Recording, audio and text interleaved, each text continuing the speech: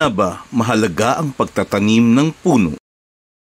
Ang init ng panahon ay maaaring maibsan kung magkakaroon tayo ng sapat na puno sa ating kapaligiran. Puno ay nagbibigay ng lilim at pampalamig sa kapaligiran. Tatanim ng puno ay makakatulong sa pagpigil sa baha. Puno ay tumutulong sa pag-absorb ng tubig mula sa lupa, nagpapabagal sa pagbaha at proteksyon sa mga lugar na mababa. Mga puno ay mahalaga sa pagpigil ng landslides. Nilang mga ugat ay nagbibigay ng suporta sa lupa, nagbibigay ng kalakasan sa mga bundok at nagbabawas sa posibilidad na pagguho ng lupa.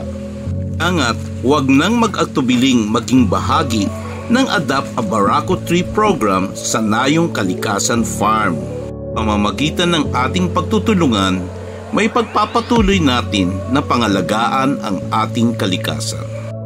Ang Adopt a Barako Tree Program ay isang fundraising para makalikom ng sapat na pondo para sa pagbili ng mga barako seedlings. Ang mga barako seedlings ay ating ipapamahagi ng libre sa mga coffee farmers para maitanim sa kanilang mga farms. Mahan kami sa First National Coffee Art Bootcamp sa Nayong Kalikasan Coffee Farm, Barangay Taywanak, Ilaya, Alfonso, Cavite.